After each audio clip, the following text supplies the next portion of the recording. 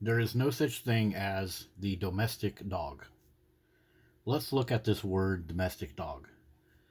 So, domestic is an adjective. An adjective is used to modify or describe a noun.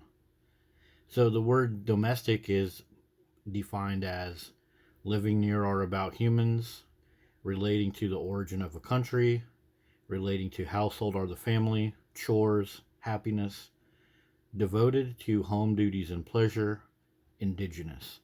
Those are some definitions of domestic.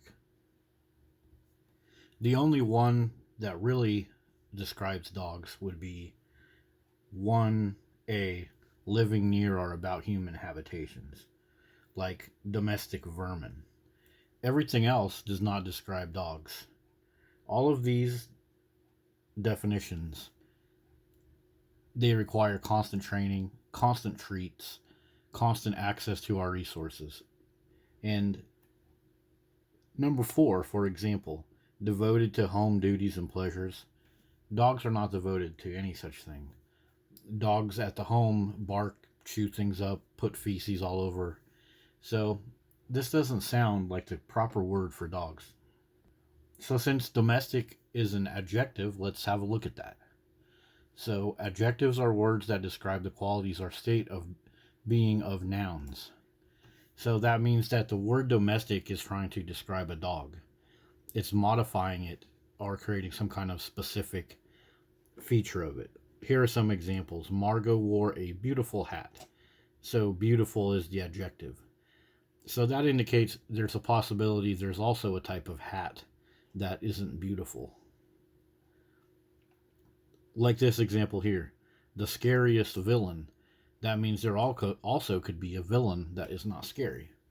So if we're saying the word domestic is modifying the word dog, then that would indicate there's some type of other dog that is not domestic. So dogs are not domestic. There is no wild or foreign version of any domestic dog. Take all of these hound breeds right here. Is there a foreign or wild version of those? No, there's not. How about all these terriers? Look at all these. So if these are domestic dogs, then are there wild ones, wild versions of these all running around out somewhere? No. So the word domestic, it modifies a word that does not need to be modified. It's just a dog. These are just dogs. There is no domestic dog. So the word domestic has a antonym. So let's look at the antonym of domestic and see if that is more accurate when it comes to dogs. So the antonym for domestic is foreign. So what are some of the definitions? Situated outside a place or country. Okay. Born in, belonging to, or characteristics of some place of other country. Alright. How about number 4? Alien in character, not connected or pertinent. Yes, dogs are alien in character. Dogs are just a product that is marketed to us. They're not domestic. Anybody that has any type of dog and they say it's domestic, that just gives it a little label. It's like a little safety net that makes you feel some kind of false security around the dog because it's the domestic one. It's not that wild one. But there is no other version of the dog than the one that we have in our society. How about 6A definition here? Occurring in an abnormal situation in the living body and often introduced from outside. Yes, that is dogs. Dogs are introduced through marketing. They're introduced through celebrities pushing dogs in movies. They're introduced through all the social media people constantly having dogs in perfect, beautiful, snapshotted situations. And rarely do they talk about or allow other people to talk about in an open forum all of the negative externalities of dogs. So yes, the dog is introduced from the outside. How about 6B? Not recognized by the immune system as part of the self. Yes, dogs cause allergies. Dogs cause rashes, coughing, bronchial infections, groomer's lung. People that groom dogs have terrible sicknesses that happen in their lungs, similar to emphysema, similar to bird fancier's lung, and other sicknesses. So, yes, dogs are not recognized by the immune system as part of the self. All of the feces particles, all of the tapeworms, and other things that can get into our body and hatch out inside of our spinal columns and inside of our brains. It looks like a tumor, it looks like cancer, and it turns out it's a parasite from a dog. So, yes, 6B, definitely. So, the word foreign actually describes dogs more than domestic, is much more accurate. When we call a dog domestic, we're assuming that there's like a wild version of it and that we brought it into our life and now it does chores like a domestic partner or something. It does something for us. But that's not true. The word mutation is actually more true. A mutation is a significant and basic alteration or change. That is how these dogs are created. They're bred on purpose to look a certain way to capture the market of humans that want to buy them. Definition 3A.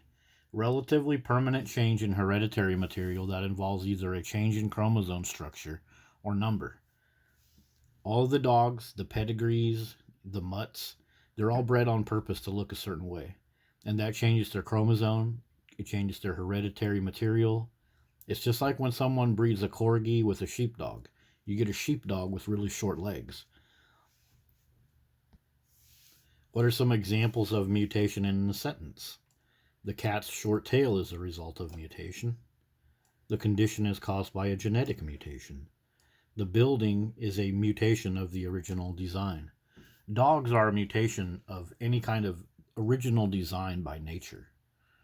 Wild dogs that are from nature, they don't typically bother us. The wild dogs that come into our cities and mess with us are dogs that are the result of strays.